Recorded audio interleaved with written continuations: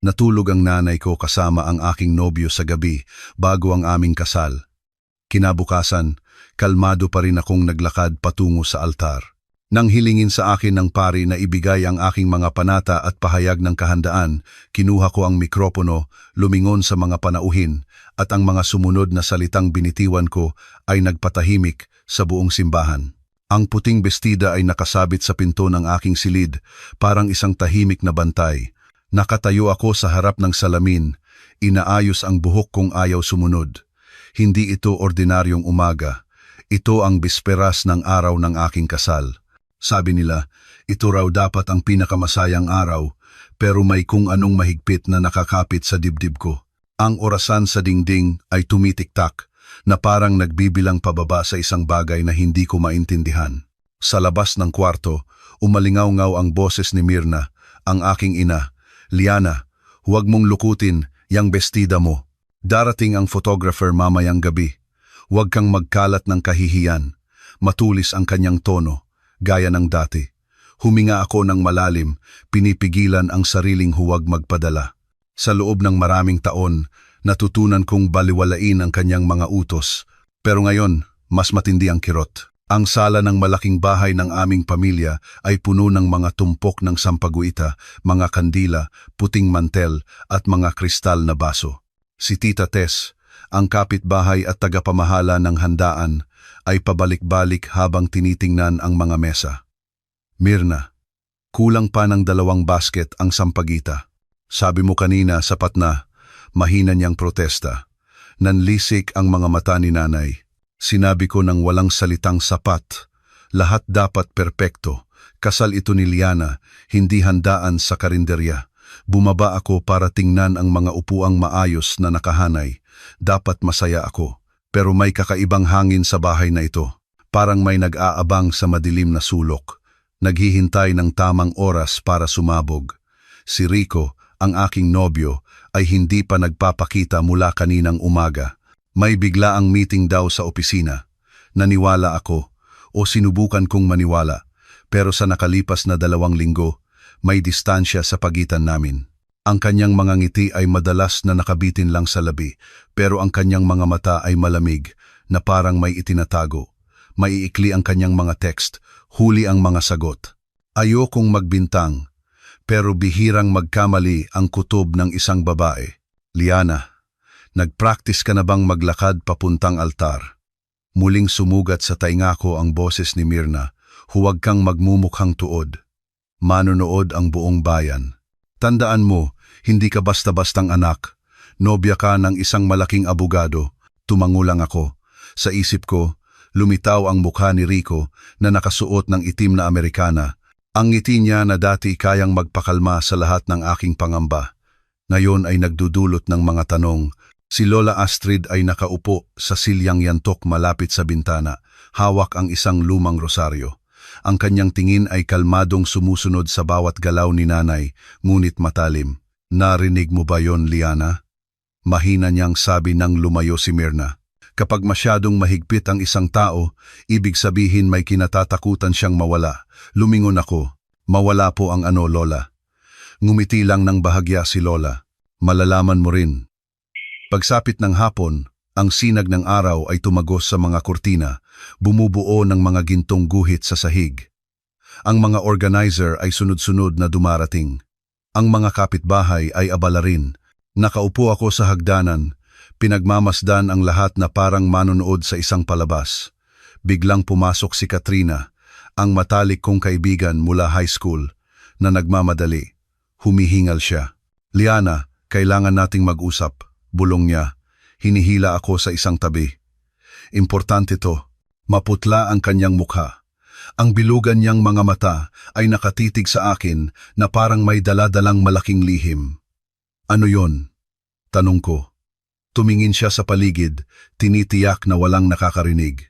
Galing ako sa hotel kung saan naka-check-in ang mga organizer at ilang supplier. May narinig ako. Hindi lang narinig, nasilayan ko rin. Napahigpit ang hawak ko sa barandilya ng hagdan. Anong nakita mo, Kat? Hindi pa ako sigurado. Mabilis niyang sabi. Pero kailangan mong sumama sa akin mamayang gabi. Mayroong hindi tama. Kumabog ng malakas ang puso ko. May kinalaman ba to kay Rico? Hindi direktang sumagot si Katrina. Kinagat lang niya ang kanyang ibabang labi at tiningnan ako ng namamasang mga mata. Ang kanyang katahimikan ay sapat ng sagot. Dahan-dahang bumagsak ang gabi. Ang mga ilaw sa chandelier ay sumindi. Si Myrna ay naglilibot na may nasisiyahang tingin, parang reyna ng piging. Inaayos ng mga organizer ang mga bulaklak sa hardin sa harap. Nakaupo ako sa harap ng salamin, nag-aayos ng sarili. Sa salamin, ang mukha ko ay parang maskara. Maayos pero walang laman. Nag-vibrate ang telepono ko. Mensahe mula kay Rico. Pasensya na, nasa labas pa ako. Maraming inaasikaso. Huwag kang mag-alala, magiging maayos ang lahat. Ang mga salita ay walang kabuhay-buhay, hindi tulad ng dati. Sa kabilang kwarto, narinig kong may kausap si Myrna sa telepono. Mahina ang boses niya, pero may nahagip akong isang piraso. Siguraduhin mong handa ang lahat. Huwag magkakamali ngayong gabi. Ewan ko bakit, pero kinilabutan ako sa pangungusap na iyon. Pumasok si Lola Astrid sa kwarto ko. Tinapik ang balikat ko. Kung may nararamdaman kang mali, huwag kang manahimik. Mabigat niyang sabi na parang naglalaman ng matagal ng babala. Ang pagsasama ay hindi dapat sinisimulan sa kasinungalingan. Kung may senyales, sundan mo ang senyales. Nang tumunog ang 9:00 ng gabi, nag-text ulit si Katrina. Nasa harap ako ng hotel. Mag-isa kang pumunta. Huwag mong sabihin kahit kanino. Tiningnan ko ang puting bestida sa pinto. Ang bestidang dapat ay simbolo ng kaligayahan ay nagmukha ngayong isang kulungang naghihintay na isara ako ng mahigpit. Kinuha ko ang aking jacket at dahan-dahang lumabas sa likod bahay. Malamig ang hangin. Tahimik ang kalsada ng aming subdivision. Tanging ang mga ilaw sa hardin ang bahagyang nagbibigay liwanag. Mabilis akong naglakad. Bumibilis ang tibok ng puso. Sa isip ko, patuloy na umalingaw-ngaw ang boses ni nanay. Huwag kang magkalat ng kahihiyan sa pamilya. Pero alam ko, hindi kahihiyan ang pinakakinatatakutan ko ngayong gabi. Nang huminto ang sasakyan ni Katrina sa harap ng maliit na hotel na iyon, alam kong magbabago ang lahat ngayong gabi. Hindi ko lang alam kung paano. Ang maliit na hotel ay nasa gilid ng pangunahing kalsada. Ang mga ilaw sa harapan nito ay malabo, parang mga kandila sa isang gabi ng pagluluksa. Bumaba ako mula sa sasakyan ni Katrina, hinigpitan ang aking jacket. Sa loob ng lobby, ang receptionist ay nakayuko sa likod ng desk, tinitingnan ang guest book. Ang amoy ng bagong vacuum na karpet ay humalo sa amoy ng lumamig na kape. Hinawakan ni Katrina ang siko ko, sumesenyas na kumalma ako. Dahan-dahan tayong aakyat. Nasa itaas na si Ricky, bulong niya, tinitingnan ang kanyang relo. May kailangan kang makita mismo. Si Ricky, ang photographer, ay naghihintay sa ikapitong palapag. Hawak ang kanyang camera bag at isang nakatiklop na tripod. Mukha siyang alanganin, parang estudyanteng nahuling may dalang paputok. Pasensya na Ate Liana, mahina niyang sabi. Ayoko sanang makialam, pero tungkol ito sa iyo. Hindi rin ako kumukuha ng litratong hindi kailangan. Nagkataon lang na may nakita ako sa pasilyo. Ang pasilyo ng ikapitong palapag ay mahaba at tahimik. Ang pulang karpet ay nilalamon ang tunog ng aming mga hakbang. Tanging ang ugong ng aircon ang maririnig. Sa dingding, may mga kupas na painting ng mga tanawin sa tabing dagat. Itinuro ni Ricky ang isang sulok kung saan may isang maliit na CCTV camera na nakasilip mula sa kisame. Ang kamera sa pasilyong ito ay konektado sa maintenance room, paliwanag niya. Binigyan ng access ang mga organizer para masigurong ligtas ang mga bisita at supplier. Tinitingnan ko kanina ang posisyon ng gimbal, tapos nakita ko ang anino ng 2 taong pumasok sa room 708. Bumilis ang daloy ng dugo ko. Anong oras? Mga 8:00, sagot niya. Hindi ko magawang kunan ng harapan, pero may anino sa paraan ng kanilang paglakad at may maliit na detalye na baka makilala mo. Napalunok ako. Tiningnan ako ni Katrina na parang pinapatatag ang aking nanghihinang lakas. Lumapit kami sa pinto ng 708. Nakasara ito ng mahigpit. Pula ang ilaw ng indicator. Sa hangin, may naamoy akong pamilyar na pabango. Isang pinaghalong sampaguita at citrus na laging ginagamit ni Myrna pagkatapos mag-ayos. Hindi mahal ang pabangong iyon, pero kakaiba ang amoy at dumidikit sa alaala na parang isang kantang pambata, nanginginig ang kamay ko. Baka marami namang gumagamit ng ganyang amoy. Bulong ko. Kalahating niloloko ang sarili. Yumuko si Katrina, tinitingnan ang ilalim ng pinto. May mga gasgas galing sa keycard, mahina niyang sabi. Bago lang, itinaas ni Ricky ang kanyang telepono. Ni-record ko mula sa malayo. Ate, sabi niya, nahihiya. Walang mukha, likod at anino lang sa salamin ng pasilyo. Kung hindi ka komportable, pwede tayong tumigil dito. Tiningnan niya ako, naghihintay ng senyas. Tumango ako. Ipakita mo. Tumayo kami sa isang sulok, malapit sa fire extinguisher, nagtatago sa mga matang maaaring dumaan. Pinatugtog ni Ricky ang 20 segundong recording. Magalaw ang kuha, kinuna ng kamay na nagpipigil ng hininga. Nakita ang anino ng isang matangkad na lalaki na may malapad na balikat. Ang korte ng Amerikana ay pamilyar. May partikular na tindig si Rico kapag naglalakad, bahagyang nakayuko. Madalas na inaayos ng kanang kamay niya ang relo sa kanyang pulso. Sa recording, naulit ang maliit na kilos na iyon. Sa tabi niya, isang babaeng may alampay ang lumapit. Nakayuko ang ulo, ang kaliwang kamay ay mabilis at nerbyosong humawak sa balikat ng lalaki na parang takot makita. Bumukas ang pinto ng 7-8. Pumasok sila at muling sumara. Napahawak ako sa pader para hindi matumba. Baka ibang tao yan, sabi ko, kahit halos hindi marinig ang boses ko. Nag-alinlangan sandali si Ricky. May isa pa, sabi niya. Pinalaki niya ang frame ng abuti ng babae ang doorknob. Sa kanyang pulso, may nakapulupot na gintong pulseras na may ukit ng maliliit na sampagwita. Isang disenyo na bihirang gamitin sa alahas. Isang alahero sa lumang palengke ang gumawa niyon para kay Myrna ilang taon na ang nakalipas noong anibersaryo nila. Alam ko dahil ako ang pumili noon kasama si Simeon, ang aking ama. Ang pulseras ay sumalamin sa ilaw ng pasilyo sandali, na parang isang matang kumurap bago nilamon ng kanyang damit. Nag-ugong ang ulo ko, sunod-sunod na lumitaw ang mga alaala. Si Myrna na may kausap sa telepono kaninang hapon na may tunong nag-uutos. Ang walang kabuhay-buhay na text ni Rico, ang kanyang kilos sa nakalipas na 2 linggo na laging nagmamadali at umiiwas. Lahat ay biglang naging mga piraso ng puzzle na pilit na pinagtatagpo. Hinawakan ni Katrina ang kamay ko.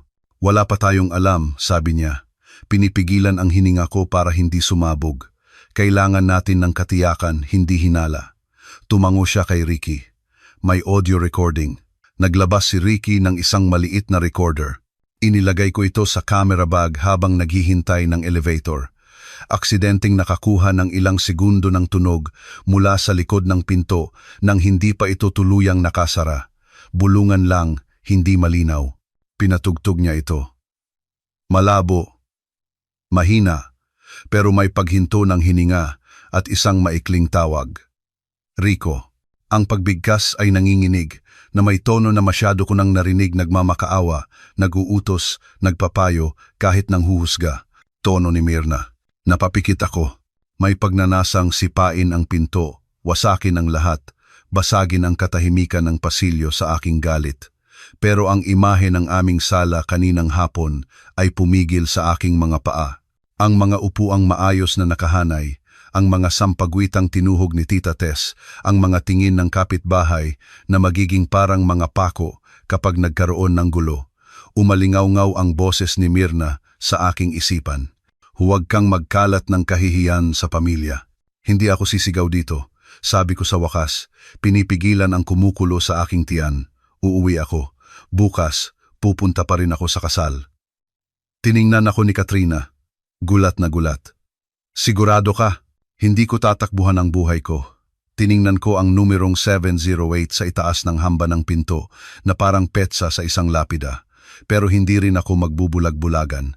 Itago natin ang lahat ng ito. Bukas, ako ang magsasalita. Ang tunog ng elevator ay bumasag sa tensyon. Isang janitor ang dumaan. Tulak-tulak ang isang maingay na trolley. Gumilid kami. Nagkunwaring tinitingnan ang tanawin mula sa bintana sa dulo ng pasilyo. Inayos ko ang kwelyo ng aking jacket, lumunok ng laway na mapait. Sa salamin ng bintana, nakita ko ang aking refleksyon. Isang babae na bukas ay haharap sa pinakamalaking pangako ng kanyang buhay at sa isang pagtataksil na hindi kayang isipin ng sinuman. Habang naglalakad kami pabalik sa elevator, bahagyang umigik ang pinto ng 708. Isang guhit lang ng liwanag ang tumawid sa karpet, na parang isang manipis na kutsilyong humiwa sa gabi. Pinigilan ko ang aking hakbang, pero hindi ako lumingon. Alam kong kapag lumingon ako, babagsak ako. Sa lobby, mas malamig ang hangin. Yumuko si Ricky. Pasensya na ate. Hinawakan ko ang kanyang balikat. Wala kang kasalanan. Ang katotohanan ay hindi nagkakamali. Niyakap ako ni Katrina ng mabilis. Kasama mo ako, anuman ang piliin mo. Sa pag-uwi, ang mga ilaw sa kalsada ay tumatakbo sa bintana ng sasakyan na parang isang hanay ng mga tahimik na sundalo. Tiningnan ko ang aking mga kamay. Nanginginig pa rin. Pero may nagsisimulang tumigas sa loob ko. Isang desisyon. Bukas, kapag ibinigay sa akin ang mikropono, alam ko na ang gagawin ko. Kahit napigilin ng buong simbahan ang kanilang hininga, kahit natitigan ako ni nanay ng masama, kahit na magmakaawa si Rico sa pamamagitan ng kanyang mga mata, tatayo ako, titingnan sila, at sisimulan ang aking kwento sa katotohanan. Umuwi kami nang walang gaanong imikan. Maliwanag pa rin ang bahay. May mga bisitang pabalik-balik, dala-dala ang mga tray ng baso. Si Mirna ay nakatayo sa terasa, nakangiti ng ngiting laging niyang ginagamit sa pagsalubong sa sinuman. Nang makita niya akong bumaba mula sa sasakyan ni Katrina, ang kanyang mga mata ay tumingin mula ulo hanggang paa, na parang tinitimbang ang aking kasalanan. Saan ka galing? Bukas na ang kasal, huwag kang pagala-gala, sabi niya, nang walang emosyon. Tumango ako. Dinaanan ko siya. Ang amoy ng kanyang pabangong sampagwita at citrus ay sumaglit na parang bakas ng isang multo. Sa kwarto, isinara ko ang pinto at umupo sa sahig. Pakiramdam ko, hindi akin ang aking mga tuhod. Umupo si Katrina sa kama, naghihintay na maging regular ang aking paghinga. Bukas ng umaga, tutulungan kitang ayusin ang plano, mahina niyang sabi. Huwag mong solohin. Ano sa tingin mo ang dapat kong gawin? Paus kong tanong. Hindi ito tungkol sa kung ano ang dapat, sagot niya. Tungkol ito sa kung ano ang pipiliin mo. Pero pumili ka ng may malamig na ulo. Hayaan mong ang ebidensya ang magsalita. 11:00. May pumasok na text mula sa numerong hindi ko nakasave. Bukas, pakiusap, ingatan mo ang dangal ng pamilya. Huwag kang gagawa ng katangahan. Walang pangalan ng nagpadala, pero hindi ko na kailangang hulaan. Ang estilo ng pangungusap ay parang isang taong sanay mag-utos mula sa likod ng mesa. Si Tito Oscar, tiyuhin ni Rico. Ipinakita ko ang text kay Katrina. May naamoy siya, bulong niya. Ibig sabihin, nasa tamang landas tayo. Sumunod si Ricky, kumatok ng mahina. Pagod ang kanyang mukha. Nakuha ko ang kopya ng recording sa pasilyo mula sa maintenance. Naawa siya dahil sa event natin bukas. Binuksan niya ang laptop, isinaksak ang flash drive. Lumitaw ang isang itim at puting imahe. Ang pasilyo ng ikapitong palapag. Ang digital na orasan sa itaas ng pinto ng elevator. Mga taong pabalik-balik, 8:30. Nakita ang figura ni Rico. Kilala ko ang kanyang Amerikana, ang tindig ng kanyang balikat. Lumabas siya mula sa elevator. Huminto sandali, sumagot ng tawag, yumuko. Pagkatapos ay naglakad patungo sa 708. 2 minuto pagkatapos, dumating si Mirna mula sa fire exit, tumingin sa paligid na parang tinitiyak na walang tao, pagkatapos ay sumunod. Napigil ko ang aking hininga. Gaano sila katagal sa loob? Tanong ko. Itinuro ni Ricky ang timestamp. Halos 1 oras. Napapikit si Katrina. Pinisil ang noo. Naramdaman kong sumisikip ang mga pader ng aking kwarto, pero pinilit kong manatiling nakaupo ng tuwid. Itago ang lahat. I-lock gamit ang password. Ikaw, si Katrina, at ako lang ang nakakaalam. Nag-vibrate ang telepono ko. Umilaw ang pangalan ni Rico. Matagal ko itong tiningnan bago i-reject ang tawag. May pumasok na text. Sorry, hindi na ako makakadaan. Pagod ako. See you tomorrow. Nag-reply ako. Magpahinga ka. Bukas tayo mag-usap. Hindi na hihigit pa doon. Bago maghating gabi, dumating si Kuya Dima, ang pinsan ko. Bihira siyang magpakitang gilas.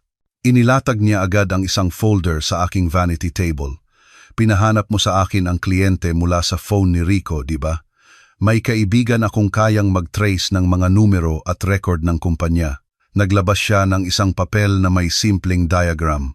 Mukhang legal ang kumpanyang ito, pero ang address sa registration ay isang bakanting lote. 2 ang opisyal, isa doon ay personal driver ni Oscar.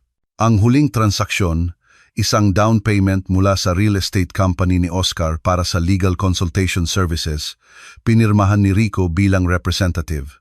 Kumirot ang ulo ko. Ibig sabihin, may halaga sa kanila ang kasal na ito. Imahe, sabi ni Kuya Dima. Kung ikakasal sa iyo si Rico, anak ng isang malinis na pamilya ng government employee, malalamon ng balita ang mga chismis tungkol sa alitan sa lupa na nilalaro nila. Hinala ko, ang kasal bukas ay ang pangwakas na palabas. Napasinghal ako sa galit at pagkasuklam. Tiningnan ako ni Kuto Dima. Ayokong maging pain ka, pero nasa iyo ang desisyon. Sisiguraduhin ko lang na malinis ang mga ebidensya. Sa labas ng kwarto, naririnig ang mga yabag ni Myrna. Paminsan-minsan, naririnig ang boses niya na inuutusan si Tita Tess, pinapagalitan ang sound technician, humihingi ng karagdagang bulaklak. Nanahimik kami hanggang sa lumipas ang mga yabag na iyon. Biglang kumatok si Lola Astrid. Maputla ang kanyang mukha, pero malinaw ang kanyang tingin. Nagising ako dahil parang ang bigat ng hangin, sabi niya. Upo. Kinuha niya mula sa bulsa ng kanyang duster ang isang maliit na susi, para ito sa lumang aparador sa bodega. May mga sulat doon na kailangan mong basahin. Kinuha ni Katrina ang susi. Tiningnan ko si Lola.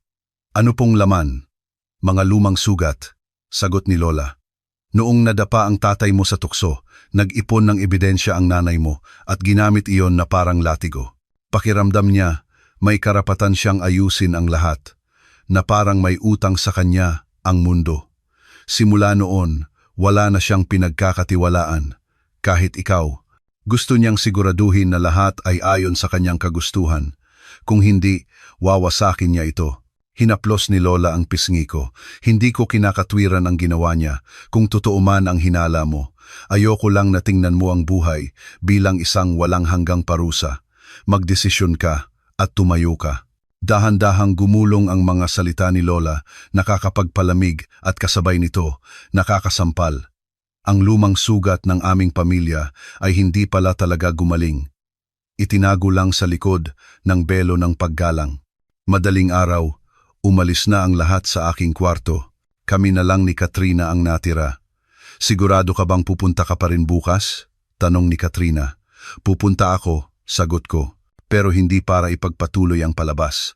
Gusto kong tumayo ang katotohanan sa lugar na iyon. Hayaan mong marinig ng lahat. Tumango si Katrina. Kung ganon, kailangan natin ng technical na plano. Pwede kong ihanda ang audio file sa isang backup phone. Pwedeng makipag-ugnayan si Ricky sa sound technician para magkaroon ng emergency channel. Tumingin ako sa salamin. Maputla ang mukha ko, pero hindi na malabo ang aking mga mata. Gawin mo. Bago matulog, muling nag-vibrate ang telepono ko. Mensahe mula sa isa pang hindi kilalang numero. Anak, huwag mong hayaang yumuko ang ama mo bukas. Ingatan mo ang pangalan ng pamilya. Malamig ang pangungusap, na parang isang memo mula sa opisina. Hindi ako sumagot. Alam ko kung kanino galing ang mensaheng iyon. Ginamit ni Myrna ang kanyang backup na numero. Bigla kong naalala ang gintong pulseras na may disenyong sampagita sa recording. Nag-iisa. Espesyal na ginawa. Gustong-gusto iyon ni Myrna dahil sabi niya, sumasabay sa dugong Pilipino. Ang pulseras na iyon ngayon ay parang isang fingerprint. Pinatay ko ang ilaw. Hindi dumating ang antok. Bumangon ako. Binuksan ang laptop. Pinanood ulit ang recording sa pasilyo nang walang tunog. Biglang nagpadala si Ricky ng mas malinaw na audio file. Ate, ito ang resulta. Matapos kong linawin ang ingay, sulat niya. Isinuot ko ang earphones. Mula sa likod ng pinto na halos nakasara, narinig ang hininga ng dalawang tao. Tapos, isang napakalapit na bulong. Rico. Ang tono ng pagtawag ay may kurbada sa ikalawang pantig. Eksakto sa paraan ng pagtawag ni Myrna sa isang tao kung siya ay nag-aalala at kasabay nito, nag-uutos. Mabilis kong isinara ang laptop, hinawakan ang maliit na mikropono na ibinigay ni Katrina bilang backup. Sa salamin, muling tumitig ang aking refleksyon. Bukas, darating ako, sabi ko sa sarili ko. Hindi para mahiya, hindi para tumakas, para putulin ang siklong ito. Sumikat ang umaga ng walang ingay. Ang hamog ay nakabitin sa dulo ng mga dahon ng pandan. Samantala, ang bakuran ay maingay sa mga taong nagbubuhat ng upuan, naglalatag ng karpet, nagkakabit ng puting tela. Nakaupo ako sa harap ng vanity table.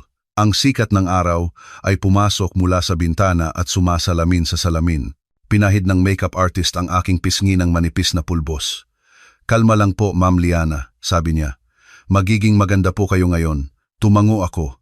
Itinago ang kanyang mga salita na parang isang dasal, kahit alam kong hindi kagandahan ang pangunahing layunin ko. Pumasok si Myrna nang hindi kumakatok. Sinuri ang aking bestida, ang belo, tapos tiningnan ako na parang sinusuri ang isang estatwa sa exhibition.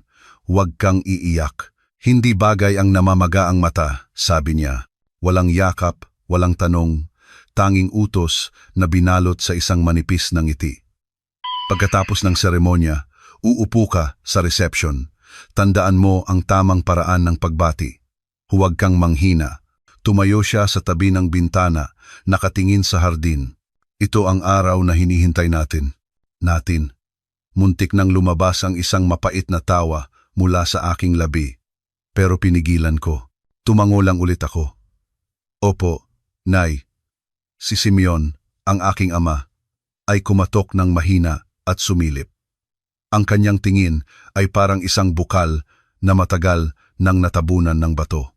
Anak, maikli niyang sabi, kung may gusto kang malaman ni tatay, kahit ano, sabihin mo. Tumingin siya sa salamin, tapos sa akin, na parang may hinahanap sa mukha kong na make-up-an. Gusto ni tatay na maging masaya ka, hindi lang magmukhang masaya. Sumingit si Myrna. Simeon, huwag mo nang dagdagan ang tensyon ng bata. Marami na siyang kailangang tandaan. Tiningnan ni Simeon ang aking ina, tapos lumingon ulit sa akin. Ano man ang mangyari, ang boses mo ang pinakamahalaga. Umatras siya. Dahan-dahang isinara ang pinto. Isang mahabang hininga ang dumaloy mula sa aking dibdib. Tapos na po. Tumayo ako. Ang simpleng puting bestida ay magaan sa pakiramdam. Pero sa aking mga balikat, may bigat na hindi nakikita. Dahan-dahang pumasok si Katrina, itinaas ang backup phone. Handa na, bulong niya. Nandito na ang audio file na nilinis ni Ricky. Pangalan ng file, Sampaguita. Kapag pinindot mo ang button na ito, handa nang tumugtog ang recording. Inabot niya ang isang maliit na mikropono na pwede kong isuksok sa kwelyo. Kung pumalya ang main sound system, inayos na ni Ricky ang emergency channel. Inilihis ni Tita Tess ang atensyon ni Myrna sa dekorasyon para hindi siya maghinala sa mga dagdag na kable. Utang na loob ko ito sa inyo, sabi ko. Umiling si Katrina. Hindi, ngayon, ang sarili mong boses ang tutulong sa iyo. Sa bakuran, nagsimulang dumating ang mga bisita. Ang amoy ng kape at mga kakanin ay pumuno sa hangin. Tumatakbo si Tita Tess habang hawak ang listahan ng programa. Liana, 10 minuto na lang, darating na ang pari. Halos pasigaw niyang sabi. Si Myrna ay nakatayo sa harap ng gate, umaakto bilang isang ulirang host, nakikipagkamay sa lahat na may malamig na ngiti. Nakita ko ang gintong pulseras na may disenyong sampagita sa kanyang pulso, kumikinang sa ilalim ng araw. Hindi pa rin nakikita si Rico. Ang orasan sa dingding ay tumutunog na ng 9:00. Nag-vibrate ang telepono ko. Mensahe mula kay Rico, on the way. Sumunod ang isa pang mensahe mula sa numero kahapon. Siguraduhing maayos ang seremonya. Walang drama. Binura ko ang mensahe, nang hindi binabasa ng 2 beses. Itinaas ni Ricky ang kanyang hinlalaki mula sa likod ng maliit na entablado kung saan nakalagay ang sound system. Mukha siyang isang binatang nagpapanggap na technician, pilit na normal ang kanyang mukha. Sa kabilang sulok, nakatayo si Kuya Dima na may hawak na manipis na folder, nakihalo sa mga abalang kamag-anak. Si Lola Astrid ay nakaupo sa kanyang silyang yantok, kalmadong nakatingin. Paminsan-minsan, nakikipag-usap sa 2 bata na tumatawa sa mga lobo. Dumating ang grupo ni Rico. Maayos ang kanyang Amerikana. Nakasuklay pa atras ang kanyang buhok. Ang kanyang ngiti ay parang isang pinakintab na maskara.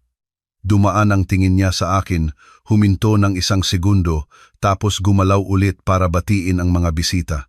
Si Tito Oscar ay naglalakad sa likod niya. Matikas ang katawan. Ang mga mata ay parang bato. Malamig, nakipagkamay siya kay Simeon nang may sobrang diin, tapos ngumiti kay Mirna. Nagtanguan silang dalawa na parang may hindi naririnig na kasunduang lumulutang sa pagitan nila. Dumating ang pari. Si Father Santos ay pumasok na may payapang mukha. May kaunting puti na ang buhok niya sa sentido. Malinaw ang kanyang mga mata. Kinamayan niya ako. Liana, anak, kumusta ka ngayong umaga? Tiningnan ko siya. Naramdaman ng isang bagay sa aking dibdib. Naghahanap ng katatagan.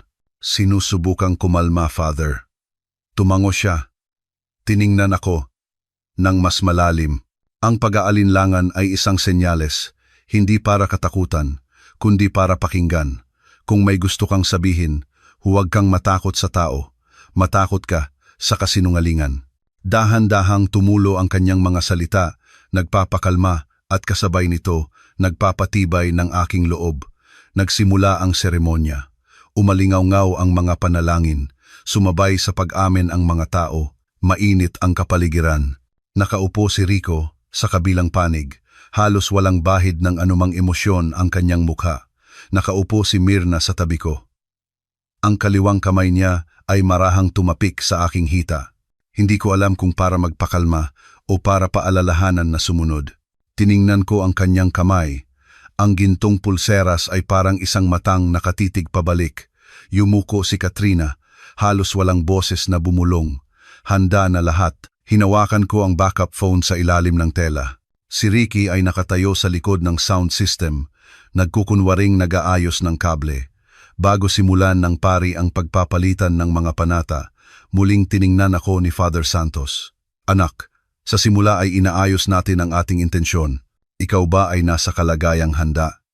Simpleng tanong, pero parang isang susi na nagbukas ng pinto, na kanina ko pa pinipigilan mula sa loob. Kung loobin ng Diyos, sagot ko. Matatag ang boses ko, pero alam kong isang hakbang na lang ang bagyo. Sa hanay ng mga bisita, gumapang ang mga bulungan. May pumupuna sa simpleng bestida ko, may pumupuri sa dekorasyon. Abala si Tita Tess sa pag-aayos ng mga regalo. Paminsan-minsan, kumikindat sa akin, nagbibigay ng lakas ng loob. Nakaupo ng tuwid si Simeon. Magkahawak ang kanyang mga kamay sa tuhod. Hindi niya inaalis ang tingin sa akin. Ang mga matang iyon ay nagpaalala sa akin noong unang beses akong natutong magbisikleta. Tumatakbo siya sa likod, hindi humahawak, pero handang sumalo. Pinatayo kami ng pari. Lumapit kami sa mesa ng kasal. Biglang lumiit ang paligid. Ang ingay ng mga tao ay lumayo. Tanging ang tibok ng aking puso at ang ugong ng kuryente ang natira. Inayos ni Rico ang kanyang Amerikana. Nakita ko ang isang butil ng pawis sa kanyang sentido. Yumuko si Tito Oscar, tinitingnan siya na may matang nag-uutos. Hinawakan ni Mirna ang kanyang telepono na nag-vibrate. Nasulyapan ko ang umilaw na screen. Isang malaking letrang RRA ang lumitaw bilang pangalan ng contact. Tumingin siya sa kanan at kaliwa.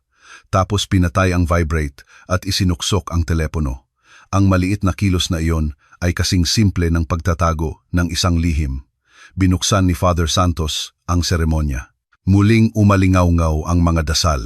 Tapos sinabi niya, bago natin simulan ang pagpapalitan ng mga panata, may pagkakataon para sa ikakasal na ipahayag ang kanilang intensyon at pangako. Sige na, nagbigay ng senyas si Katrina. Naramdaman ko ang init ng backup phone sa aking kamay.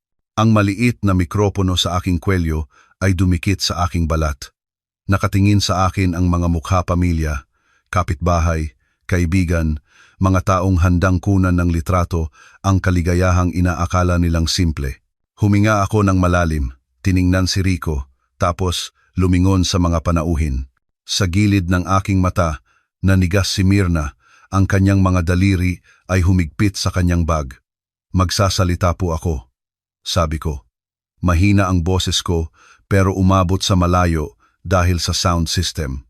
Biglang tumahimik ang lahat na parang naghihintay sa isang bagay na hindi pa nangyayari.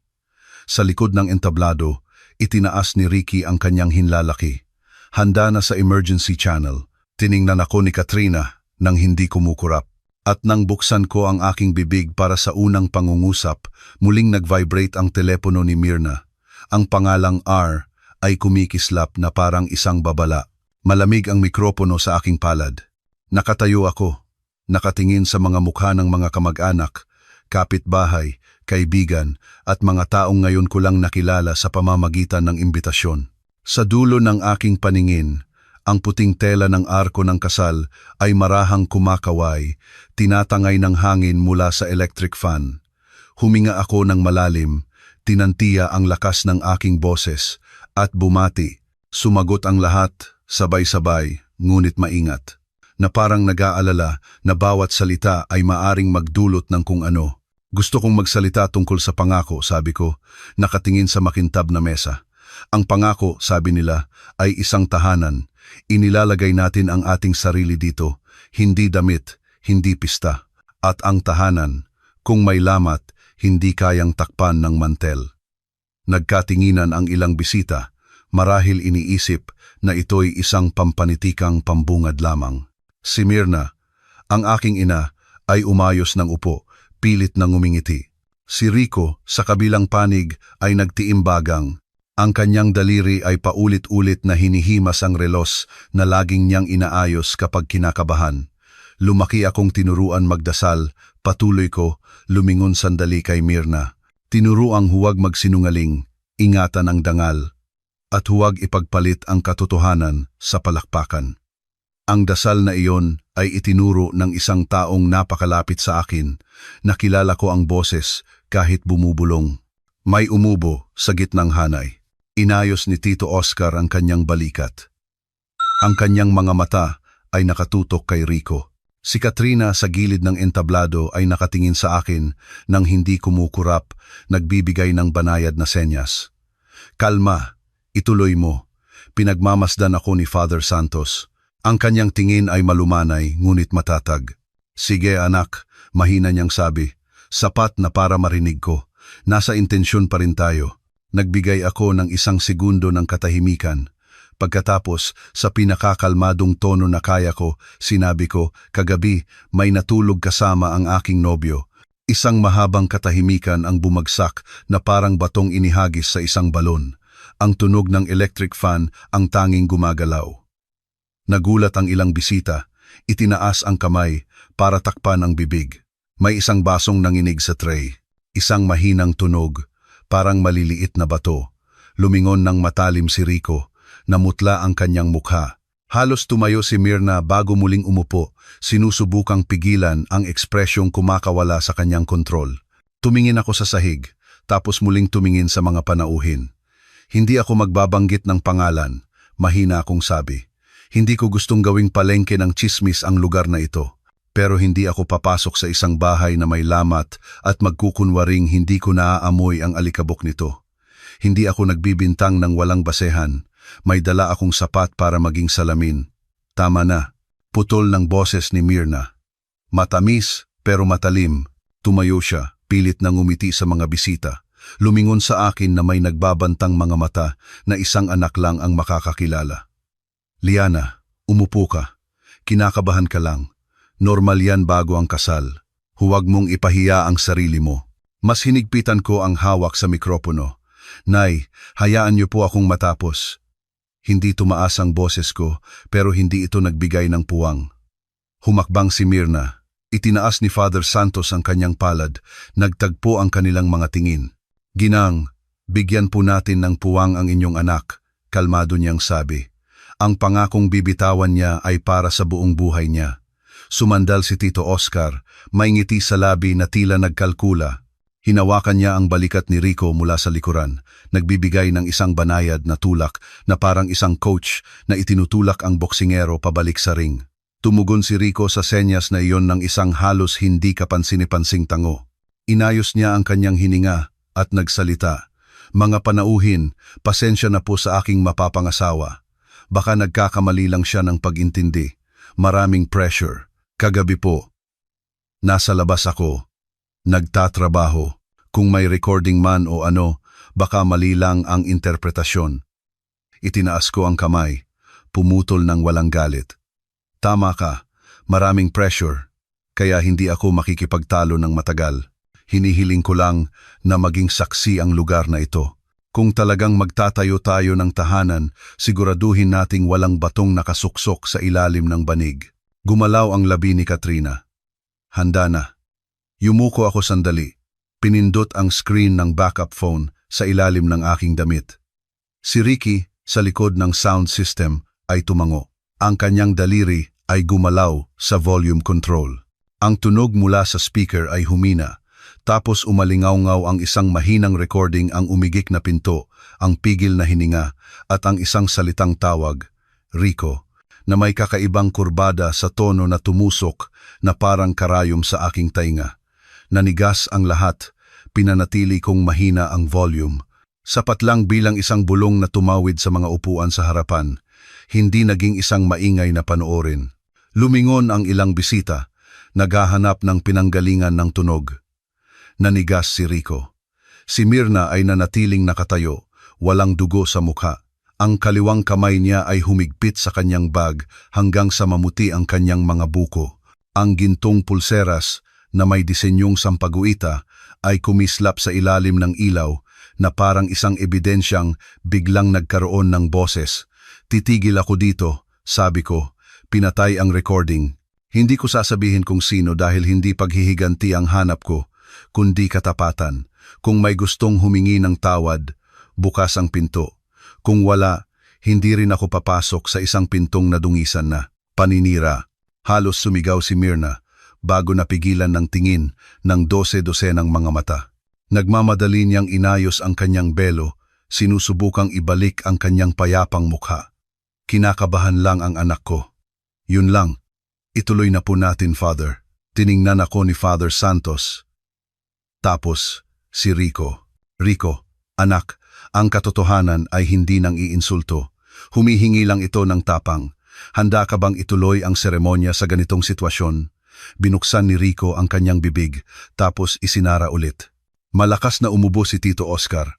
Nagpapadala ng utos na amoy pera at karangalan. Huwag tayong magpadala sa emosyon ng isang dalaga, sabi ni Tito Oscar nang medyo malakas. Sagrado ang okasyong ito. Kung may hindi pagkakaunawaan, ayusin bilang pamilya. Lumingon ako sa mga panauhin. Aling pamilya, Ginoo? Ang pamilya ay binubuo ng mga taong matapang umamin sa kanilang mga bakas. Hindi ako humihingi ng parusa, humihingi ako ng pag-amin.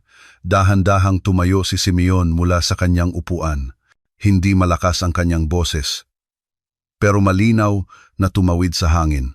Kung sinabi ng anak ko na may karapatan siyang pigilan ang pangako, nakatayo ako sa likod niya. Tiningnan niya si Father Santos. Humihingi po kami ng sandali. Sumabog ang mga bulungan. May nanunuya.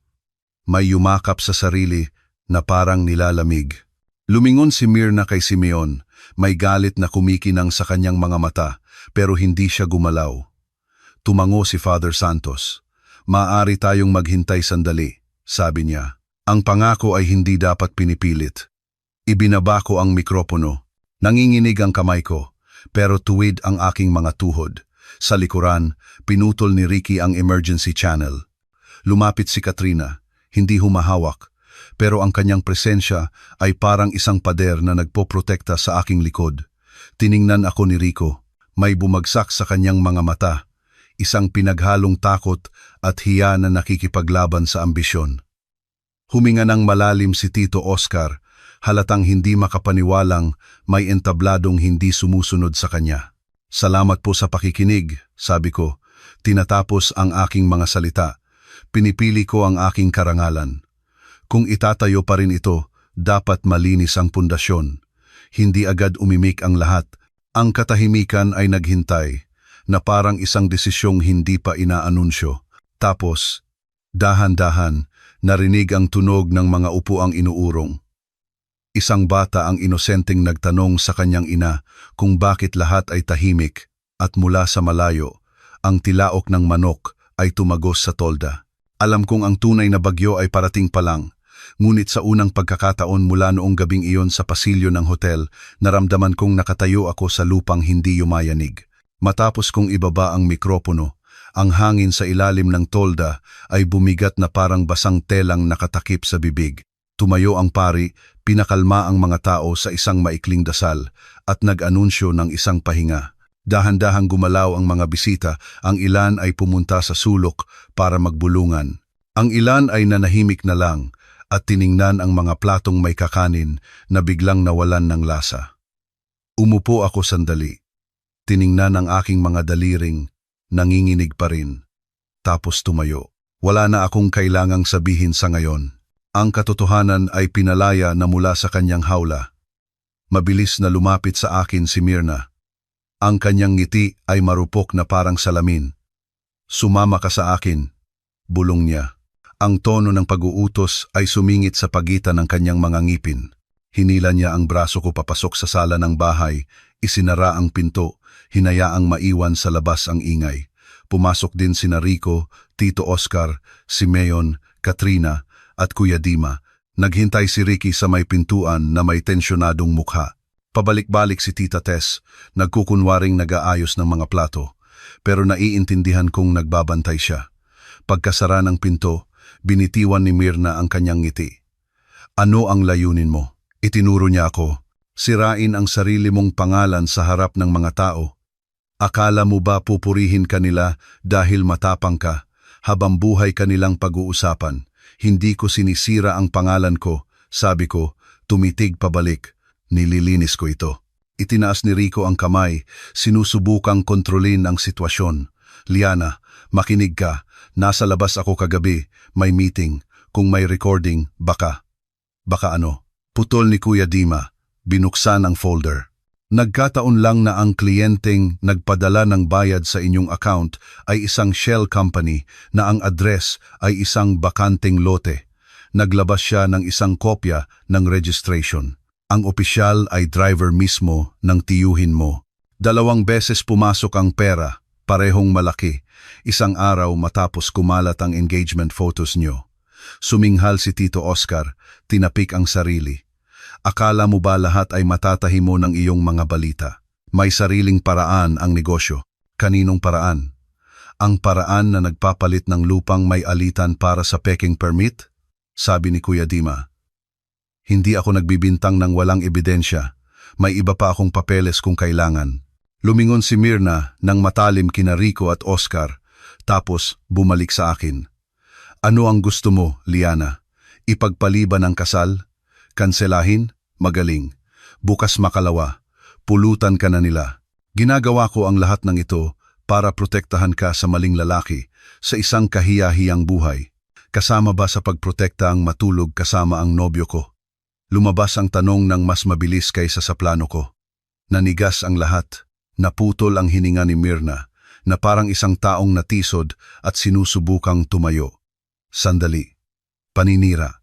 Hinampas niya ang maliit na mesa sa tabi niya. Bulong lang mula sa likod ng pinto ang hawak mo. Ang boses ay kayang gayahin. Ang anino ay pwedeng pagkamalan. Nanay mo ako. Sa tingin mo ba gagawin ko? Hindi ako nagbanggit ng pangalan. Mahina akong putol, at hindi ko ito babanggitin ngayon, pero naamoy ko ang pabango mo sa pasilyo. Nakita ko ang pulseras mong espesyal na ginawa na sumasalamin sa ilaw at ang boses mo, ang boses na nagturo sa akin magdasal. Napigilan ang lalamunan ko, nilunok ko ang pait na umaakyat mula sa aking tiyan. Kung mali ako, itama mo ako ng tapat. Huwag sa pamamagitan ng pananakot. Humakbang si Simeon sa pagitan namin. Bahagyang nakayuko ang ulo, pagod ang kanyang mukha. Tama na, sabi niya. Mahina, pero buo. Ako ang ama ni Liana, at sapat na ang narinig ko ngayon. Hindi itutuloy ang kasal. Hindi ako sang-ayon. Hinampas ni Tito Oscar ang mesa. Ang pangalan ng aming pamilya. Ang pangalan niyo ay hindi namin problema, putol ni Simeon. At sa unang pagkakataon, tumigas ang kanyang boses na parang isang pakong tumama sa kahoy. May karapatan ang anak ko na maghintay. Kung iginagalang niyo ang karangalan, hindi kayo mamimilit. Tiningnan ni Rico ang kanyang pinsan, tapos ako. May pagkatalo sa kanyang mukha. Nagkamali ako, sabi niya sa wakas. Maliit na boses. Pinressure ako. Maraming problema sa opisina ni Tito. Sino ang kasama mo? Tanong ni Katrina, pero itinaas ko ang kamay. Hindi tayo papasok sa usaping yan ngayon. Pigil ang galit ni Katrina. Ang malinaw, nasira ang tiwala at may mas malaking motibo kaysa sa simpleng pagnanasa. Napatawa si Mirna nang maikli, wala sa tono. Motibo? Ano ang motibo mo? Palabasin na masama ang nanay mo? Nakalimutan mo na ba ang ginawa ng tatay mo dati? Binuksan ni Lola Astrid ang pinto nang hindi kumakatok. Lahat ay lumingon. Nakatayo siya roon. Suot ang kanyang duster. Simple ang ayos ng buhok, ngunit malinaw ang kanyang tingin. Mirna, malumanay niyang sabi, huwag mong kaladkarin ang nakaraang ayaw mong mabuklat. Itinaas niya ang isang lumang dilaw na sobre. Ito ang mga sulat noon. Naaalala mo pa ba? Namutla si Mirna. Huwag. Tiningnan ako ni Lola. Tapos si Simeon. Tapos ang buong silid. Noon, nang magkamali si Simeon, nag-ipon si Mirna ng ebidensya. Itinago.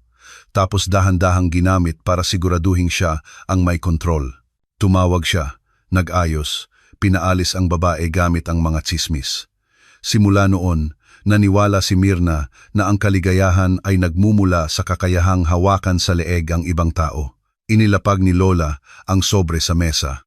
Hindi ko ito ibubunyag sa publiko, pero gusto kong malaman ninyo na nauulit ang pattern. Kung lumampas siya sa hangganan ngayon, hindi ito dahil sa pag-ibig, kundi dahil sa takot na mawalan ng kontrol.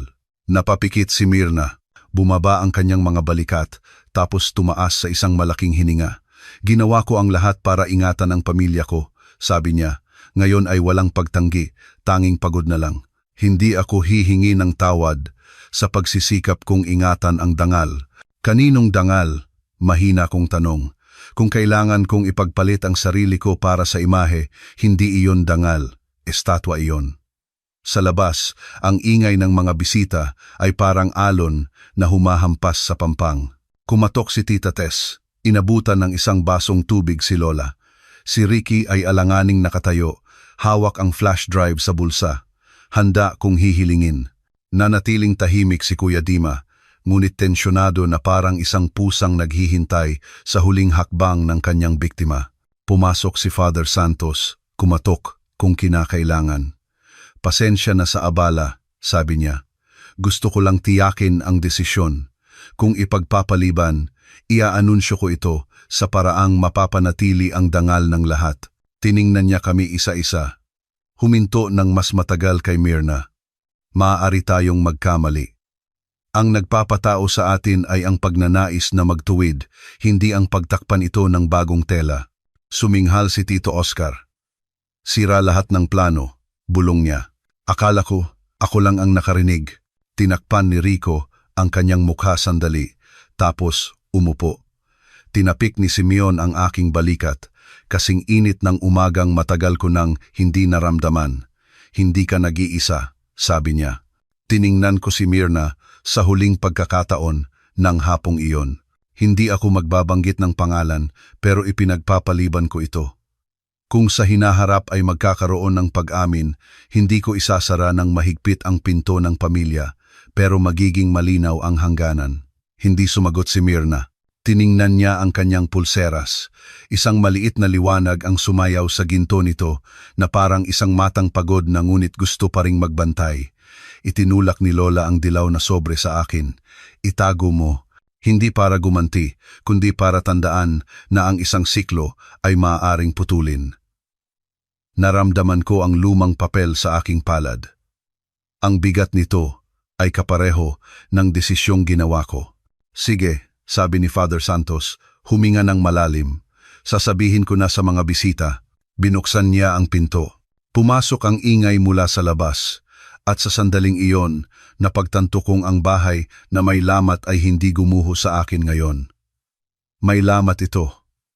Oo, ngunit sa unang pagkakataon, nakita kong gumagapang ang liwanag mula sa mga siwang nito at sa dulo may puwang para muling magtayo nang walang mga kamay na pumipilit mula sa likod ng kurtina.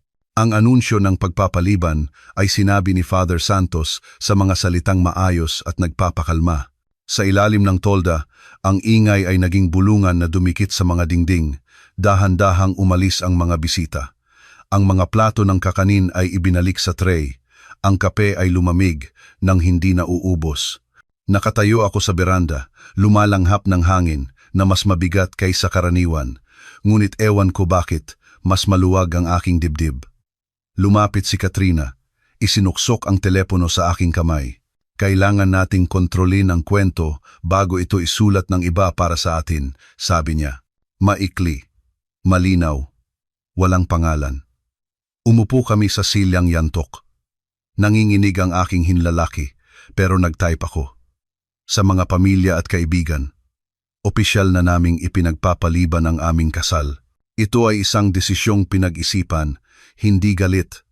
Pinipili namin ang katapatan kaysa sa palakpakan. Dalangin namin na lahat ng panig ay matuto ng leksyon nang hindi nagsisiraan. Nagdagdag si Katrina ng isang pangungusap, humihingi kami ng espasyo. Salamat sa paggalang sa aming mga hangganan. Tumango ako. In-upload niya ang pahayag mula sa isang shared account na ginawa namin para sa kasal para hindi ito maging personal, ngunit opisyal pa rin. Sumunod si Ricky. May halong ginhawa at pag-aalala sa mukha. Tumingin siya sa paligid at inabot ang isang maliit na flash drive na nakabalot sa itim na tela. Ito ang malinis na recording sa pasilyo, ate. At kopya ng audio na nilinis na. May backup ako sa ligtas na lugar. Pasensya na kung nakadagdag pa ito sa problema. Hinawakan ko ang kanyang balikat. Ikaw ang tumulong sa akin. Namula ang kanyang mga mata. Natakot akong isiping nang ispy ako. Umiling ako.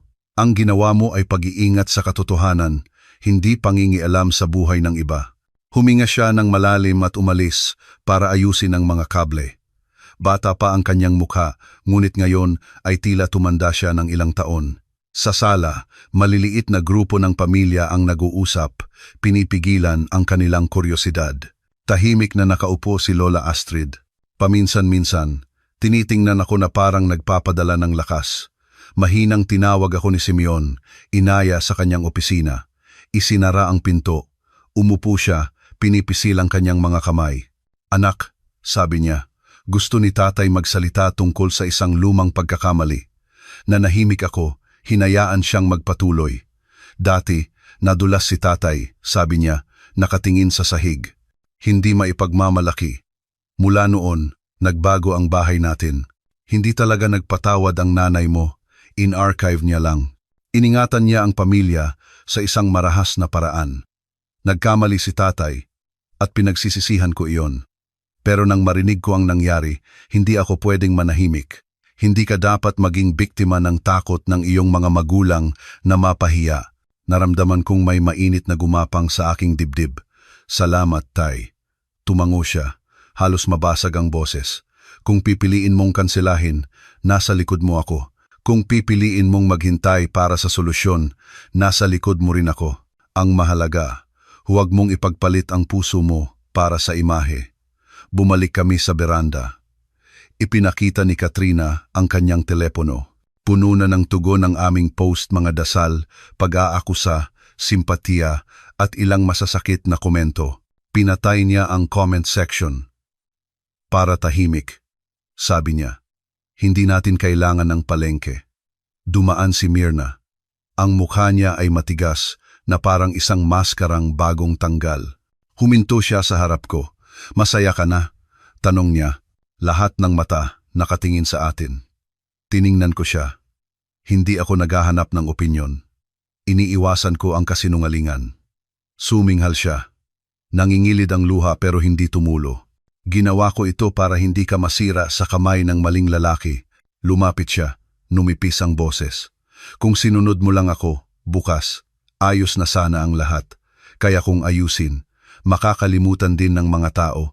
Nakalimutan ng tao pero hindi ng sugat, sagot ko. At pagod na akong kontrolin. Nanigas si Mirna at tumalikod. Nakita ko ang likod niyang papunta sa malayo, tuwid, ngunit parang may dalang bigat na hindi inaamin. Pagsapit ng hapon, ilang kamag-anak ang nagpaalam, ang ilan ay maingat, ang ilan ay bumubulong ng dasal. Abala si Tita Tess sa pag-uutos sa mga tauhan na buwagin ang kalahati ng tolda. Inabutan niya ako ng maligamgam na tubig. Tibayan mo ang loob mo, nak, sabi niya, may payapang mga mata. 1 linggo, 2 linggo, lilipas din ang tsismis. Ang matitira ay ang kumpas sa dibdib mo.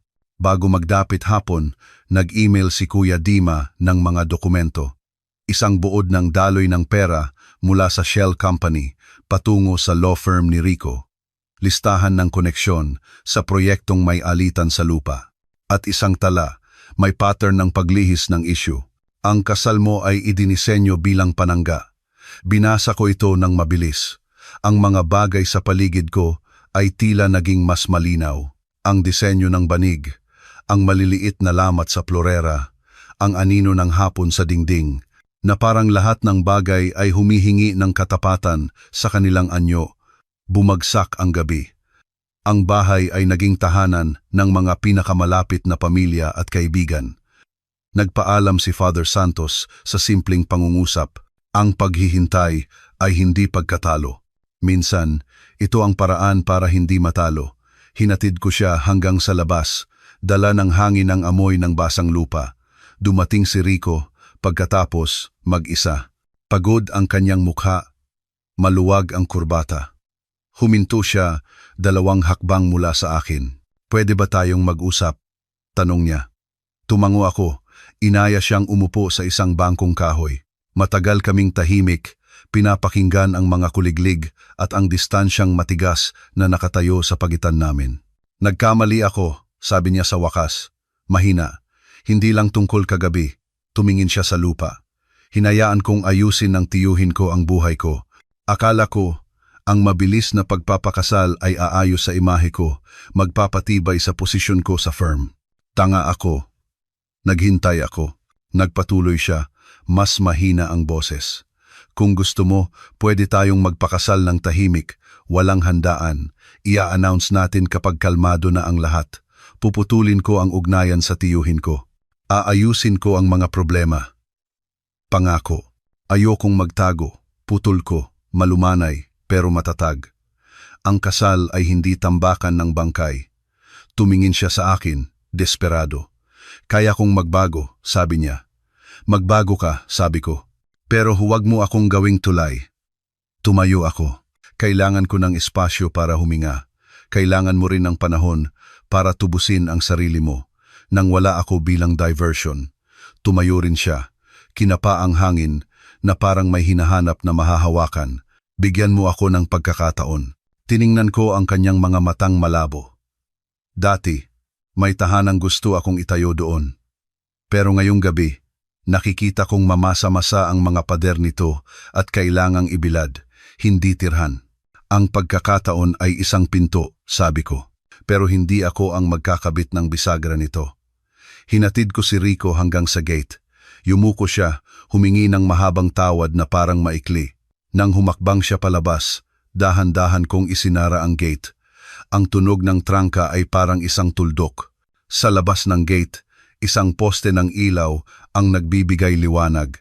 Tiningnan ko ito sandali, tapos tumalikod at pumasok. Tahimik ang bahay ko. Sa sala, natutulog si Lola Astrid ng mahimbing. Nagdarasal si Simeon. Kinumutan ako ni Katrina. Ngayong gabi, isinara ang pinto hindi para magalit, kundi para iligtas ang aking sarili. At bukas, kung umiikot pa rin ang bagyo, hahayaan kong tumayo ako ng tuwid na may ebidensya, may hangganan, may boses na sa wakas ay akin na. Kinabukasan, ang hangin ay parang salamin malinaw, ngunit matalim. Mula pa madaling araw, walang tigil ang tunog ng aking telepono. Ang aming post tungkol sa pagpapaliban ng kasal ay kumalat na. May mga dasal, paratang, simpatya, at panunuya. Si Katrina, na hawak ang telepono, ay tumingin sa akin na may nakataas na kilay. Isara na natin ulit ang comments. Para hindi maging rambulan, tumango ako. Nagdala si Simeon ng mainit na tsaa, inilapag sa mesa. Inom muna, sabi niya.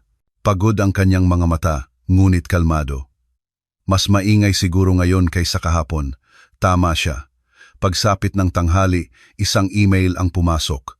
Logo ng isang malaking law firm sa sulok. Malamig at maayos ang mga salita.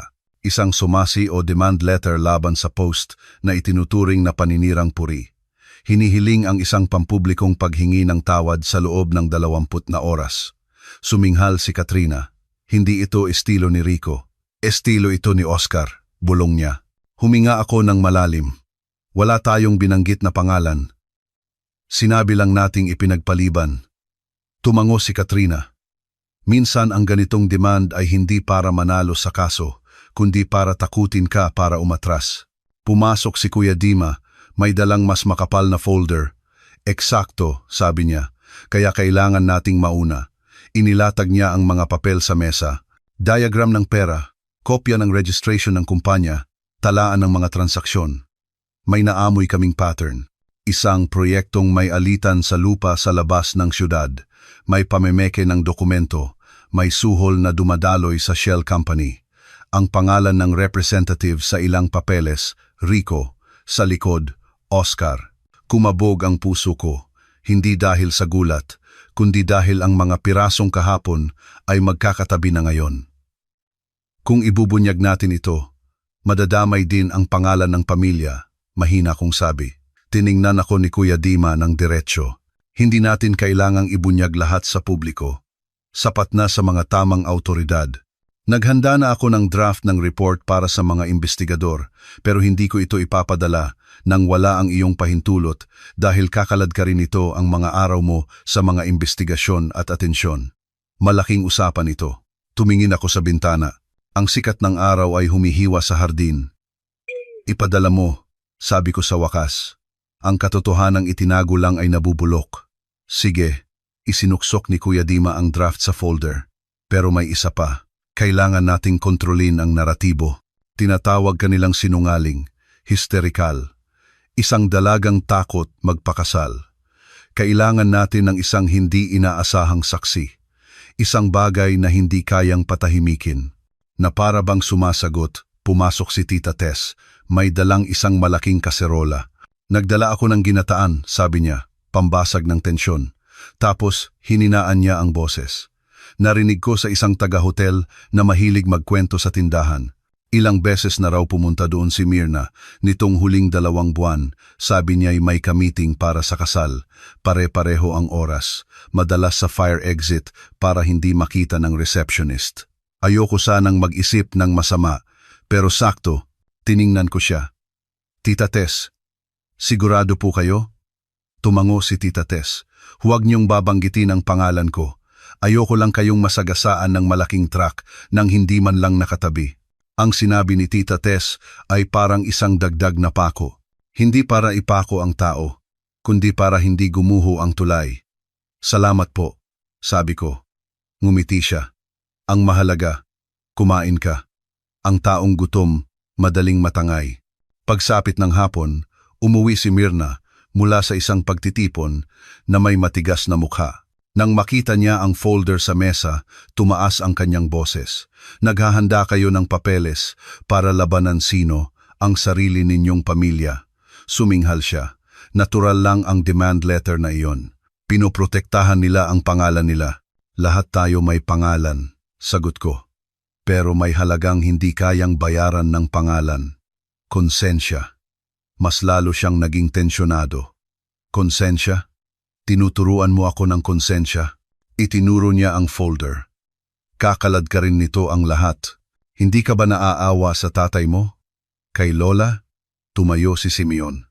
Tama na. Sobra na ang pananakot mo sa anak natin. Lumingon si Mirna. Nanginginig ang kamay.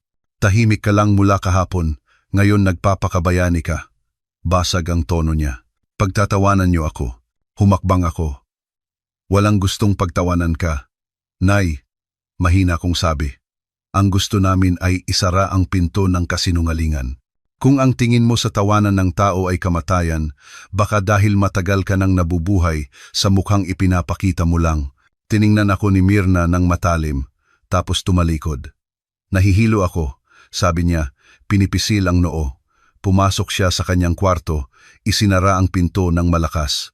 Ilang sandali, narinig ko ang tunog ng isang bagay na nahulog. Agad akong tumakbo. Nang bumukas ang pinto, hindi si Myrna ang bumagsak, kundi si Lola Astrid na kakatayo lang para kumatok, nawalan ng balanse dahil sa pagtulak ng pinto. Lola, niyakap ko siya. Humihingal siya, namumutla. Tinulungan namin siyang umupo. Nagpanik si Tita Tess, tumawag ng ambulansya. Pero pinigilan ako ni Lola. Huwag, nahilo lang ako sandali, bulong niya. Tubig. Kumuha si Simeon ng tubig. Lumapit si Myrna, maputla. Totoong maputla. Hindi maskara. La, sorry po. Paos ang boses niya. Tiningnan siya ni Lola. Mahina ngunit malinaw. Makinig ka, Myrna, mahina niyang sabi. Hindi ka inaatake. Pinapatigil ka sa pag-atake. Lumingon siya sa akin, hinigpitan ng hawak. Liana, piliin mo ang sarili mo, tapos magpatawad ka ng sapat. Sapat lang. Naiintindihan mo ba? Ang pagpapatawad ay hindi para hayaang umulit ang tao. Ito ay isang pinto para makalakad ka ng walang pasan. Pinigilan ko ang luha. Opo la, pumikit sandali si Lola. Naging regular ang kanyang paghinga. Inilipat namin siya sa kwarto, tumawag ng isang private nurse. Umupo si Myrna, tahimik. Ang mukha niya ay parang papel na pinunit at idinikit ulit ng hindi maayos. Bago maggabi, bumalik si Kuya Dima. Iniwan na niya ang report. Nasa sistema na. Maikli niyang sabi. Hindi natin alam kung kailan kikilos, pero gumugulong na ang bola. Tiningnan niya ako. Naghahanda sa maliit na bagyo mga tsismis, chain messages, marahil peking alok ng kapayapaan. Nakatayo ako sa beranda, nakatingin sa langit na nagiging kulay ube. Sa malayo, ang tunog ng azan ay tumatawag sa mga balisa na umuwi. Alam kong magiging mahaba ang gabi, pero ang mga salita ni Lola ay umalingaw-ngaw pa rin. Piliin mo ang sarili mo, tapos magpatawad ka ng sapat. Hindi paghihiganti, hindi amnesia, kundi hangganan. At sa harap ng pintong iyon, pinili kong tumayo. Ang aming sala ay naging isang silid pulungan. Ang mga upuan ay nakaayos ng pabilog. Sa gitna, isang maliit na mesa na may folder, isang basong tubig at isang manipis na tela. Bukas ang bintana. Dahan-dahang gumagalaw ang kurtina. Si Father Santos ay nakaupo sa gitna. Nagtipon tayo ng walang sigawan, panimula niya, para ang katotohanan ay tumama sa puntirya. Nasa tabi ko si Simeon. Hinawakan niya sandali ang aking kamay, isang senyales na nandyan siya. Nakadikwatro si Myrna. Seryoso. Ang mukha. Nasa harap ko si Rico. Gusot ang manggas ng kanyang polo. Namamaga ang mga mata. Umupo si Tito Oscar na parang opisina niya ang lugar, may tiwalang sumandal. Nakatayo si Katrina malapit sa aparador, handa ang telepono. Inilapag ni Kuya Dima ang folder sa mesa. Sa kabilang kwarto, nagpapahinga si Lola Astrid. Bahagyang bukas ang pinto. Itinuro ako ni Father Santos. Liana anak, magsimula ka sa pinakamaliwanag na paraan na kaya mo. Tiningnan ko sila.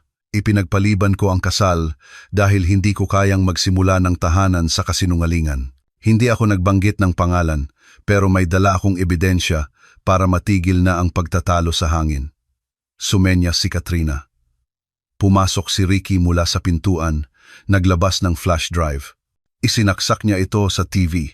Lumitaw ang itim at puting imahe ng pasilyo. Ang digital na orasan ay gumagalaw. Nakita si Rico na lumabas ng elevator, tumingin sa paligid at pumasok sa room 708.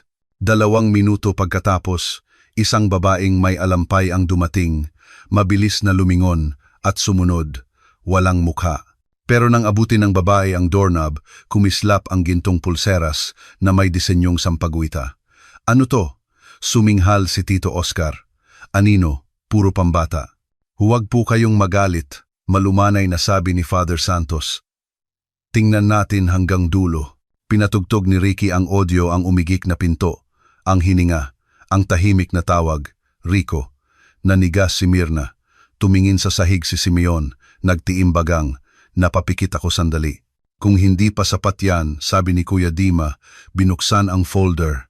May iba pang tala. Inilatag niya ang mga kopya ng registration, daloy ng pera at mga pirma. Hiwalay ito sa usaping puso, pero iisa ang sinulid na nag-uugnay, pag-aayos ng imahe. Ang kasal na ito ay binalak bilang panakip sa gusot ng permit sa lupa. Tama na. Hinampas ni Tito Oscar ang sandalan ng upuan. Hindi ka investigador. Journalist po ako, sabi ni Kuya Dima.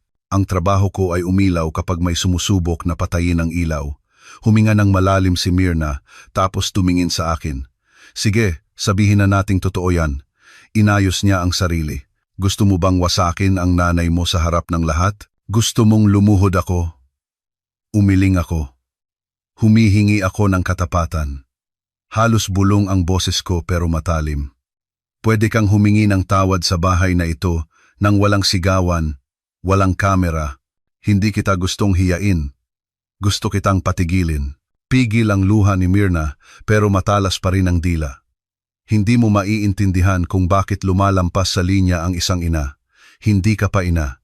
Dahil anak mo ako, sagot ko. Alam ko kapag yumayakap ka para kontrolin, hindi para protektahan. Katahimikan. Si Tita Tess, na kanina pa sa kusina, ay pumasok na may dalang maliit na kahon. Pasensya na po, sumisingit ako, sabi niya. Saksi lang po ako. Yung pulseras sa recording, ako po ang naghatid kay Ma'am Mirna para bilhin yan. Sa lumang palengke. Si Mang Warto ang gumawa. Espesyal. Isang pares lang. Namatay si Mang Warto di nagtagal. Ibig sabihin, iisa lang ang pulseras na yan sa buong bayan natin. Lahat ay lumingon kay Mirna. Tinakpan niya ang kanyang tainga sandali. Nakikisawsaw ka, Tess. Kumakain ka sa bahay ko tuwing may meeting tayo. Yumuko si Tita Tess. Dahil nga po kumakain ako dito, nahihiya akong manahimik. Nagkabit ng daliri si Father Santos. Ginang Mirna, walang hukuman dito. Ang mayroon lang ay salamin. Ano po ang nakikita ninyo? Tiningnan ni Mirna ang kanyang pulso. Kakaiba, hindi niya suot ang pulseras ngayon. Bumagsak ang kanyang mga balikat. Nagkamali ako. Mahina niyang sabi. Natakot akong mahulog ang anak ko sa maling lalaki. Akala ko, kung ako ang kokontrol, masisiguro kong ligtas ang lahat. Pero, nabasag ang kanyang boses. Tumawid ako sa bangin na akala ko'y tulay. Napapikit si Simeon. Tapos tumayo. Salamat at umamin ka, mahina niyang sabi. Pero hindi lahat kayang ayusin ng pag-amin. May tiwalang nadurog. Biglang nagsalita si Rico. Desperado. Ako ang may kasalanan. Yumuko siya. Sinunod ko si Tito. Ipinagpalit ko ang puso ko para sa posisyon. Kagabi, naging mahina ako. Hindi ako karapat-dapat humingi ng tawad. Pero humihingi pa rin ako, patawad. Tiningnan ko siya ng matagal. Ang tawad, maibibigay ko, sabi ko. Itinaas ni Rico ang mukha, may kaunting pag-asa. Pero hindi ngayon at hindi ibig sabihin na magpapatuloy tayo. Ang tawad ay hindi tiket. Tumawa si Tito Oscar, mapanuya, puro melodrama. Samantalang sa labas, kailangang umusad ang proyekto. Akala niyo ba papansinin ng pulis ang anino sa recording? Ang papeles namin ay nakarating na sa tamang mesa, sabi ni Kuya Dima. Ipinakita ang isang electronic receipt mula sa opisina ng investigador. At hindi ito tungkol sa anino, tungkol ito sa mga dokumento, pera at pirma. Tinakpan ni Mirna ang kanyang mukha, umalog ang kanyang mga balikat. Sa unang pagkakataon, nakita ko ang aking ina hindi bilang isang toreng bantay, kundi bilang isang taong basang-basa sa ulan na akala niya ay kaya niyang kontrolin. Tumayo si Father Santos. Sige, ang desisyon ng bahay na ito, Ipinagpapaliban ang kasal ng walang taning. Si Liana ay may karapatang tukuyin ang kanyang landas. Si Rico ay haharap sa etikal na kahihinatnan. At si Ginang Mirna, humingi po kayo ng panahon, hindi ng entablado. Masakit ang katotohanan, pero ito ay isang doktor na hindi nasusuhulan. Mula sa labas, sumingit ang tunog ng sirena. Nagkatinginan kami. Sumilip si Tita Tess. May sasakyan ng gobyerno, bulong niya. Tumingin si Kuya Dima kay Tito Oscar. Sa unang pagkakataon, nawalan ng kumpiyansa ang lalaki. Lumapit ang sirena, sinira ang hapong may lamat lang at ginawa itong basag. Huminto ang sirena sa harap ng bahay. Pumasok ang mga opisyal, may dalang mga papeles. Tumayo si Tito Oscar, sinusubukang ngumiti pero nanginginig ang labi. Ipinakita nila ang isang warrant of arrest para sa korupsyon at pamemeke. Ang mundong isinandal ni Oscar sa mga papel ay naging ebidensya laban sa kanya. Walang hiyawan. Tanging katahimikan ang naghatid sa kanya. Isinara ang gate, umalis ang sasakyan, nag-iwan ng amoy ng usok at isang kakaibang kaluwagan. Nang hapong iyon, tinapos ni Father Santos ang pulong sa isang dasal. Tinapik niya ang aking balikat. Kung darating ang araw na gusto mong ituloy ang isang pangako, kaninuman, gawin mo dahil matatag kang nakatayo, hindi dahil hinahabol ka ng mga anino. Tumango ako. Ang mga salitang iyon ay hindi ako itinali sa araw na ito, ngunit binigyan ako ng pahintulot na magkaroon ng bukas. Ang mga sumunod na linggo ay mabagal ngunit tiyak. Nagsulat ang lokal na media tungkol sa alitan sa lupa. Lumabas ang pangalan ni Tito Oscar sa front page. Ang law firm ni Rico ay inannounce na nasa ilalim ng ethical investigation. Minsan akong kinontak ni Rico. Isang maikling text. Pananagutan ko ito. Sorry. Nagreply ako. Panagutan mo, hindi para sa akin, kundi para sa mga taong naapektuhan. Pagkatapos noon, isang malusog na katahimikan ang namagitan sa amin. Si Mirna ay huminto sa pagdalo sa mga pagtitipon. Isang araw, nakatanggap siya ng sulat mula sa isang organisasyon na humihiling ng paliwanag. Umupo siya, tinitigan ang mga letra, at sinabing, magre-resign ako. Walang drama. Ang mga kapitbahay na dati lumalapit ay dumadaan na lang. Hindi panlalait ang dumating, kundi lamig. Ang karma ay madalas dumarating bilang katahimikan. Unti-unting gumaling si Lola Astrid. Tuwing hapon, uupo kami sa beranda. Nakapili ka na, sabi ni Lola. Magtanim ka na lang. Sinimulan kong ayusin ang aking mga plano. Ipinasara ko pansamantala ang aking trabaho sa isang interior design studio, pinalitan ang pangalan at nagbukas ng bago. Isang maliit na workshop na tumatanggap ng mga babaeng apprentice mula sa aming bayan, isang ligtas na lugar para matutong gumuhit, humawak ng metro, at magsabi ng hindi kapag lumalampas sa linya ang kliyente. Tumawa si Katrina sa ideya. Hindi yan studio, bahay ampunan yan. Nag-alok si Ricky na kunan ng litrato ang aking mga gawa ng libre. Ibinigay ni Tita Tess ang lumang mesa ng kanyang yumaong asawa. Ikinabit ni Simeon ang isang signboard sa gate. Atelier Liana. Isang umaga, dumating ang isang sobre. Sulat kamay. Si Mirna. Matagal ko itong tiningnan bago buksan. Isinulat niya ang tungkol sa kanyang takot, sa kanyang lumang sugat. Sa gitna, umamin siya. Tumawid ako sa linyang ako mismo ang gumuhit. Humihingi ako ng tawad hindi para makabalik, kundi para hindi mo dalhin ang batong ito habang buhay. Nagreply ako ng gabing iyon. Pinapatawad kita. Pero mananatili ang hangganan. Magkita tayo kapag handa ka ng umupo. Hindi tumayo sa ibabaw. Walang biglang gumaan, pero ang pait sa dila ko ay numipis. Marahil ito ang anyo ng pagpapatawad na sapat. Ilang buwan ang lumipas. Ang kaso ni Tito Oscar ay umuusad. Nalaman kong si Rico ay kumukuha na ng mga pro bono case para sa mga magsasakang inaagawan ng lupa. Ipinadala niya ang balita kay Kuya Dima, hindi direkta sa akin.